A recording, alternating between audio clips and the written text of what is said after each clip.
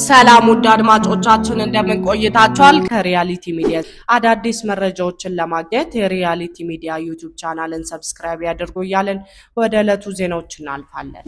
አንድ አስደንጋጭ የቢቢሲ ዘገባ ወጥቷል። ሰይጣን አምላኪዎች ልጄን በማህበራዊ ሚዲያ አጠመዷት፣ እንዳላድናት አቅመ ቢስ ሆንኩ ይላል የዘገባው ርዕስ። ቢቢሲ ከዚህ ዘገባው ጋር አያይዞ አንድ ማስጠንቀቂያ አስተላልፏል።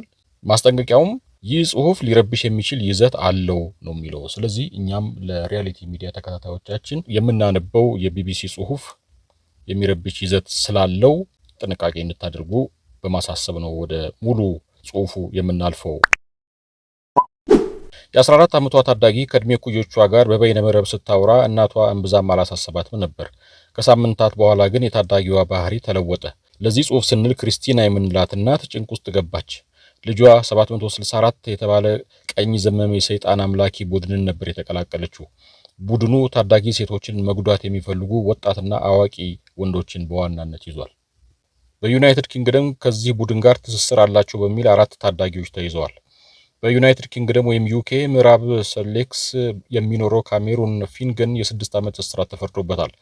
አካላቸው ላይ ጉዳት ማድረስ የሚፈልጉ ሰዎች በበይነመረብ ሲነጋገሩ የክርስቲና ልጅም ተቀላቀለቻቸው። ከዚያም ወደ 764 ቡድን እንድትገባ ተመለመለች።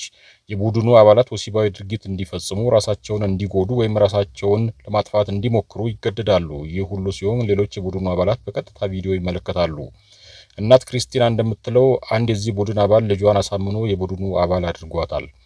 እናቴ በደረጃ 4 ካንሰር ምክንያት ስትሰቃይ አይቻለሁ። ልጄ የዚህ ቡድን አባል ስትሆን ያዘንኩትን ያህል የጎዳኝ ነገር ግን የለም ትላለች። በካንሰር የተያዘ ሰው የተንገላታ ከሚሞተው በባሰ ልጄ ተሰቃይ ነበር። ነገር ግን ልጇን 764 ከተባለው ሰይጣን አምላኪ አደገኛ ቡድን ለማስወጣት መሞከር ቀላል አልነበረም። ልጇ ሰይጣን አምላኪዎቹን ብሎክ እንድታደርጋቸው ወይም ማዋራት እንድታቆም እናት መወትወት አላቆመችም። ሆኖም ልጇን ማሳመን ቀላል አልሆነም። አጠቃላይ እንቅስቃሴዋን ከዚህ ቡድን ጋር ፍጹም በማቆራኘት እነሱ በህይወቷ ከሌሉ ማንም እና ምንም እንዳልሆነች እንዲሰማት አድርገው ነበር ትላለች። ከዚህ አደገኛ ቡድን ልጇን ለማላቀቅ ብዙ ጥረትና ድካም በኋላ በስተመጨረሻ ተሳክቶላታል። ክርስቲና እና ልጇ አሁን ላይ ወደ ቀደመ ህይወታቸው ለመመለስ እየሞከሩ ነው። ቀስ በቀስ ህይወታቸውን ዳግመኛ እየገነቡ ይገኛሉ። ልጄ መመገብና መተኛት አቁማ ነበረ። እንደ እናት ብቻዬን እንደሆንኩኝ ተሰማኝ፣ አቅመቢስነትና ተስፋ ቢስነት ተሰማኝ ስትል ያሳለፈችውን ጊዜ ታስታውሳለች። የዩኬ ብሔራዊ የወንጀል ምርመራ ተቋም እንደ 764 ያሉ ቡድኖችን በበይነ መረብ ዓለም ያሉ ከፍተኛ ስጋቶች ሲል ይገልጻቸዋል። ለዚህም የልጆችን በይነመረብ የሚያስሷቸውን ነገሮች መገደብና ቁጥጥር ማድረግ የሚቻልባቸው መንገዶች አሉ። የ14 ዓመቷ ሞሊ ረስል በማህበራዊ ሚዲያ የሚረብሽ ይዘት ከተመለከተች በኋላ ራሷን አጥፍታለች። በሞሊ ስም የተቋቋመው ሞሊ ሮስ ፋውንዴሽን መስራች አንዲ ሮውስ 764 የተባለውን ቡድን እየተስፋፋ መምጣቱ ያሰጋቸዋል። ይህ ቡድን በአስደንጋጭ ሁኔታ እየተስፋፋ ነው። ልጆች በሚጠቀሙባቸው ማህበራዊ ገጾች ላይ በግልጽ ነው የሚንቀሳቀሱት ይላሉ።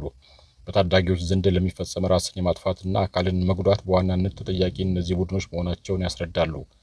764 የተጀመረው በአውሮፓውያኑ 2020 ነው። አሜሪካዊው ብራድሊ ካርድንሄድ በ15 ዓመቱ ነበር ቡድኑን የጀመረው። ይህ የሰይጣን አምላኪ ስብስብ መለያው ያደረገው የቴክሳስ ግዛት የፖስታ አድራሻ ቁጥርን እንደሆነ ይታመናል። ዓለም አቀፍ ንቅናቄ የሚያደርጉ ቀኝ ዘመን ቡድኖች ቅጥያ መሆኑን ፖሊስ ይገልጻል። መሳሪያ መታጠቅን የሚያበረታታ ሲል ፖሊስ ይገልጻቸዋል። ካሜሩን ፊንገን ቡድኑን የተቀላቀለው በ18 ዓመቱ ነበር። በፖሊስ ከተያዘ በኋላ በሰጠው ቃል ቡድኑ ጥቁሮችንና የአእምሮ ህመም ያለባቸውን ሰዎች ይበዘብዛል ብሏል። ራስን ማጥፋትን በማበረታታት የሽብር ጥቃት ለማድረስ የሚውል ጽሑፍ በማጋራትና የህፃናትን እርቃን ምስል በመለጠፍ ጥፋተኛ መሆኑን አምኗል። በፈጸመው ወንጀል ጥፋተኝነቱ ተረጋግጦ እስራት ሲፈረድበት አቃቤ ህግ ለማህበረሰብ ትልቅ አደጋ ነው ብሎ ነበር። የዩናይትድ ኪንግደም የጸረ ሽብር ተቋም እነዚህ ቡድኖች ከፍተኛ ስጋት ናቸው ብሏል። ከአውሮፓውያኑ 2009 ጀምሮ በተለያዩ የሀገሪቱ ከተሞች የጸረ ሽብር ቡድኑ እንቅስቃሴ እያደረገ ነው። የተቋሙ ኃላፊ መርማሪ ፖሊስ ክሌር ፊንሊ ካሜሩን ፊንገን መታሰር እነዚህን ቡድኖች በቅርበት ለመከታተል በር ከፍቷል ይላሉ። ወላጆች ልጆቻቸው ላይ የተጋረጠውን አደጋ እንዲረዱ ማድረግ አንዱ የንቅናቄው አካል ነው። ታዳጊዎች ምን ውስጥ እየገቡ እንደሆነ እንዲከታተሉ ማድረግ አንዱ ስራችን ነው ይላሉ። አምና የአሜሪካ የሀገር ውስጥ ወንጀል መርማሪ ተቋም የኤፍቢአይ 764 ቡድን የተለያዩ ወንጀሎችን በሰለባዎቹ ላይ እንደሚፈጽም ማስጠንቀቂያ አውጥቷል። ከነዚህም ውስጥ ቡድኑ በማስፈራራትና በማጭበርበር ሰዎች ራሳቸውን ሲጎዱ ወይም ራሳቸውን ሲያጠፉ አሊያም ወሲብ ሲፈጽሙ በቀጥታ እንዲያሳዩ ይደረጋሉ ብሏል። ኤፍቢአይ ከዚህ ቡድን ጋር ትስስር አላቸው የተባሉ 250 ግለሰቦች ላይ ምርመራ ከፍቷል።